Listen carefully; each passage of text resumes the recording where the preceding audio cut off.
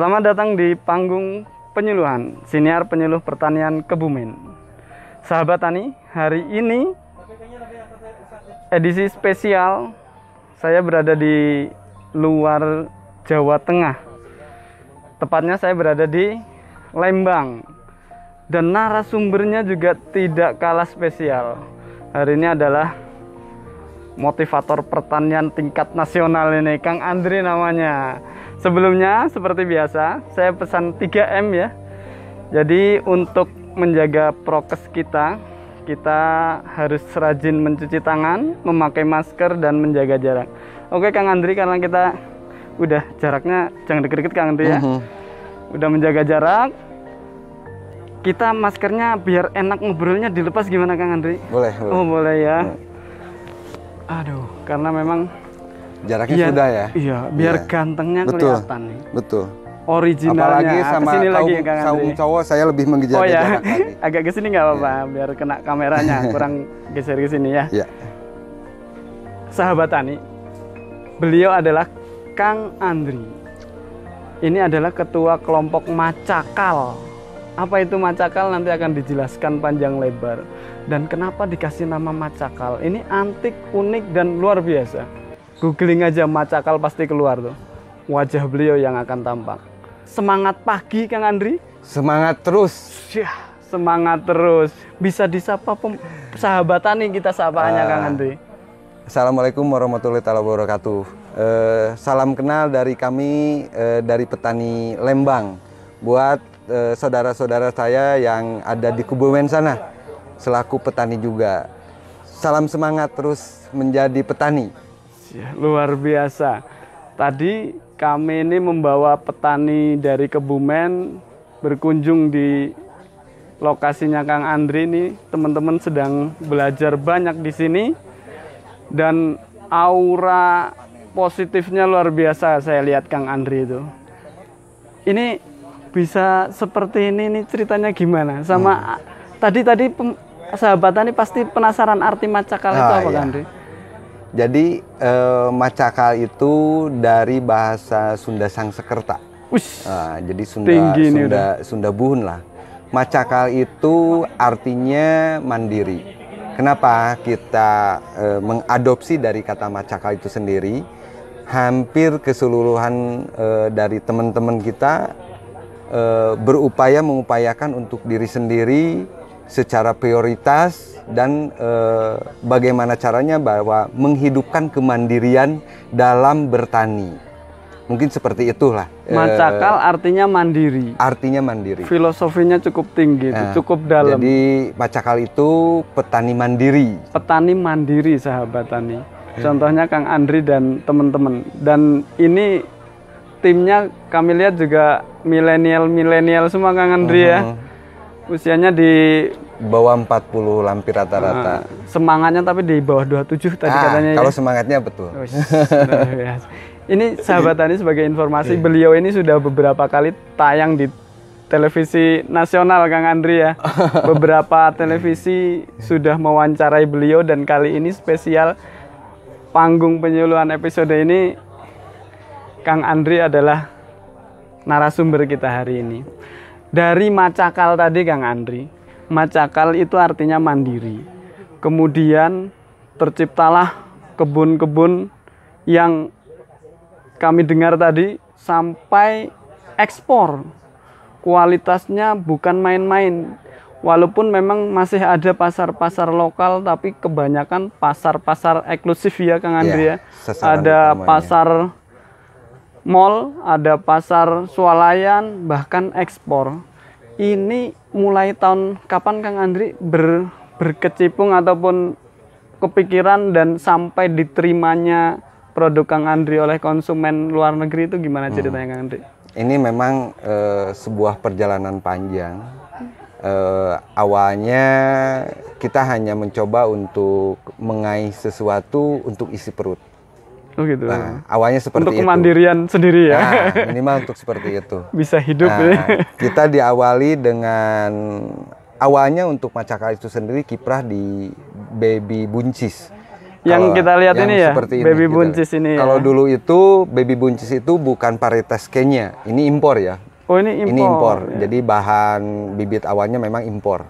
Berarti dulu memang sudah awal bergerak di baby buncis ini baby ya. buncis itu dulu awalnya dari pohon buncis yang biasa, cuman tekstur panennya kita bisa diperkecil. Jadi disebutlah baby bean gitu kan. Kita sudah berkiprah hampir 10 tahun, itu beranjak dari nol besar. Bagaimana mengupayakan pola tanam disinambungkan mungkin dengan kebutuhan secara kuantiti yang sampai saat ini kita itu hanya 1 tahun itu 2 hari. Satu tahun itu cuma 2 hari. Cuman off 2 hari. 2 hari dalam kurun waktu 1 tahun. Itu hanya di H-1 sama H-nya di pas lebaran aja. Besoknya kita sudah melakukan aktivitas lagi. Kenapa seperti itu? Karena kan kalau misalkan kita berbicara kebutuhan untuk supermarket sendiri, memang ada jeda waktu seminggu off di hari lebaran, seminggu off. Tapi kan kalau untuk Singapura, mereka tidak ada off. Mereka off-nya itu hanya di Imlek saja. Tapi tetap di pasar supermarket kita tetap jalan. Jadi off dari 1 tahun untuk Kenya ini hanya 2 hari. Seperti itu. Kenapa kita lebih memfokuskan ke Kenya? Karena selain mungkin secara kompetitif harga juga bisa kita jaga. Tidak berskala tradisional yang memang harga sangat fluktuatif. Ketika barang melimpah, harga merosot. Ketika barang kurang, harga itu tinggi. Nah ini fenomena yang memang klasik saya bilang. Ini fenomena klasik yang memang biasa terjadi di petani di mana saja. Dan ini yang harus kita ciptakan bagaimana caranya bahwa kestabilan angka harga. Makanya kita mencoba berorientasi untuk kebutuhan pasar ekspor. Karena memang kejelasan harganya sudah lebih kita dapatkan. Ya. Dan memang sudah terjamin. Secara hitungan, secara analisa usaha, ini juga bisa kita kunci. Ini bisa kita manfaatkan sebagai budidaya pioner. Di samping itu mungkin selain Kenya ada lagi yang bisa ditumpang sarikan dengan Kenya itu sendiri. Nah itu nilai-nilai lebihnya.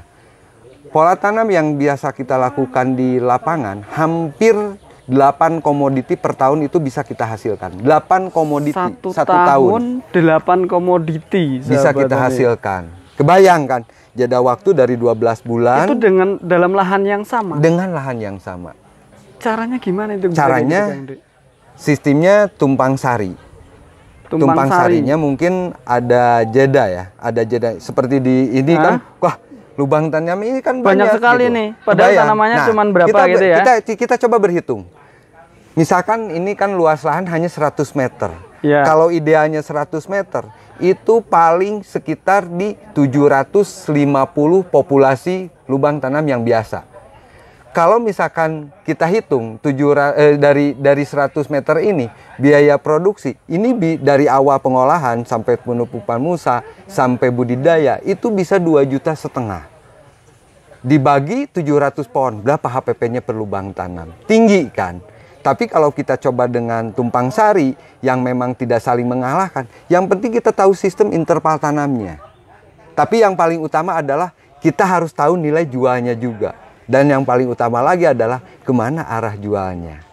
Pasarnya dulu yang baru ditanam. Baru yang harus kita bentuk seperti itu. Dan ini lubang-lubang yang banyak itu di bawah ini, baby buncisnya ternyata bermanfaat untuk tanaman selanjutnya berarti. Tanaman selanjutnya. Jadi nanti ada nyusul lagi, Karena kebetulan kalau ini tidak terlalu estafetnya enggak terlalu dipercepat. Karena setelah habis kayaknya nanti kita ada tomat bib lagi yang harus masuk.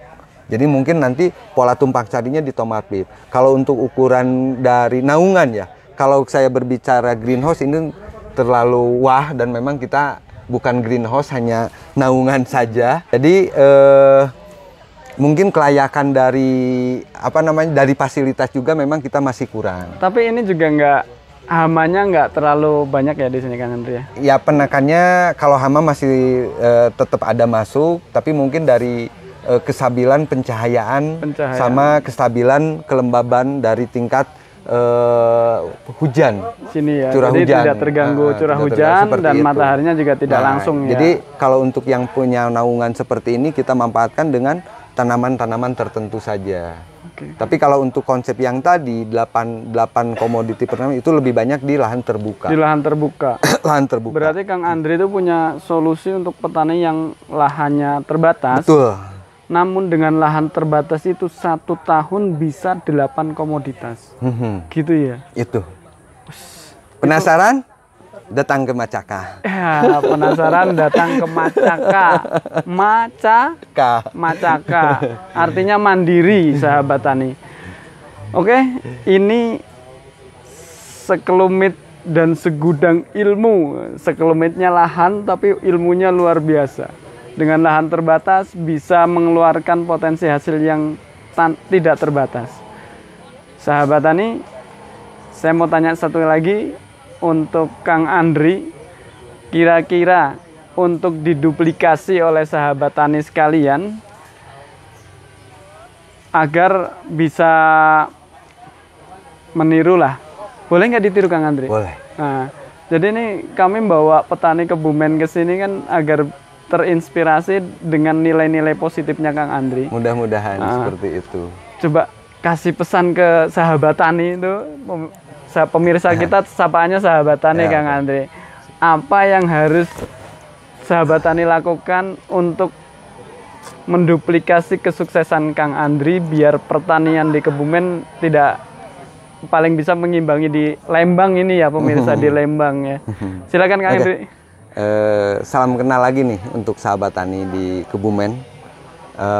Yang paling utama saya kupas dulu dari awal, kenapa kita mengupayakan ada sebuah kelompok terpadu ya.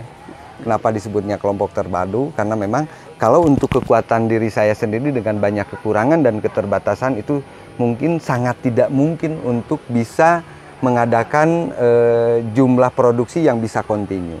Jadi pada akhirnya kita bentuk dengan teman-teman, kita kolaborasi dengan kita sharing ini untuk bertukar pikiran. Jadi yang paling utama adalah satu hal, jangan sungkan untuk berkelompok tani dan jangan berpikir negatif ketika berkelompok tani. Kita ambil positifnya seperti apa? Minimal kita adalah bagian dari satu kesatuan keluarga. Setelah dari satu kesatuan keluarga, kita bentuk nilai usaha untuk tingkat kebersamaan dengan mekanisme pola tanam sehingga bisa menjadikan produksi yang berskala kontinu. Di luar itu mungkin nanti ada pemahaman lagi tentang masalah kualitas kontrol dan mungkin ada packing juga. Apalagi kalau kita sudah berbicara dengan GHP ya, good handling di pasca panennya kan. Nah ini ada dasarnya juga. Salah satu motivasi yang bisa kami berikan adalah jangan sampai kita menutup diri. Bukalah pola pikir kita seperti apa dunia pertanian saat ini. Apa yang bisa kita bentuk, apa yang kita bisa sajikan, apa yang bisa kita hitung secara nilai usaha, efektif dan efisiensi. Mungkin seperti itu. Kalaupun misalkan terjadi di Lembang terutama, dan saya di Macakal dan teman-teman sampai saat ini bisa dibilang berhasil, tadi saya kutip ya, berhasil. Sebetulnya bukan berhasil, tapi hanya berjalan saja. Kalau sudah berhasil mungkin saya udah resign dong gitu. Masih berproses. Cuman berproses lebih baik gitu nah, mungkin kan seperti ya. itu. Oke, saya sangat setuju.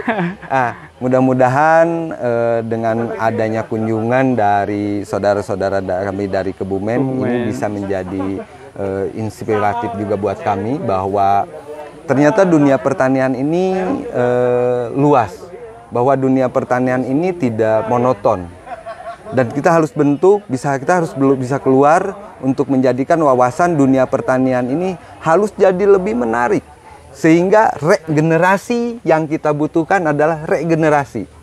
Menjadikan anak-anak, cucu-cucu kita itu bisa mengembangkan pertanian yang lebih baik lagi. Selain itu mungkin kita harus berpacu juga dengan teknologi pertanian. Walaupun di Macakal sendiri ini sudah ada smart farming juga, walaupun tingkatannya tingkat sederhana karena memang keterbatasan. Jadi jangan sampai putus semangat bahwa uang itu segalanya tidak. Tapi bikinkanlah sebuah sistem yang harus kita jadikan bahwa dunia pertanian itu layak untuk diusahakan. Dunia pertanian itu harus layak untuk diusahakan. Apalagi ketika kita sudah berhitung dengan suku bunga bank. Dan ini mungkin harus dijadikan parameter. Karena tingkatnya untuk mengacu lebih baik lagi tadi. Oke. Seperti itu mungkin secara hitung-hitungan kami. Jadi untuk saat ini analisa usaha di kami itu bukan hanya analisa usaha per musim. Tapi sudah menjadikan bagaimana caranya cash flow. Ukurannya seperti itu. Nggak kalah sama perusahaan-perusahaan yang harus jangan gitu ya. kalah sama perusahaan-perusahaan. Industri yang lain gitu ya. Intinya petani itu harus jadi pengusaha tani. Seperti itu. Nah, untuk menjadikan pengusaha tani berarti salah satunya sistem pola yang kita budidayakan itu harus dengan sebuah mekanisme yang menurut market ini bisa dipertanggungjawabkan. Pertanggungjawabkan dalam hal apa? Market itu hanya menuntut kontinu dan kualitas. Kontinuitas, dan kualitas. Hanya itu market.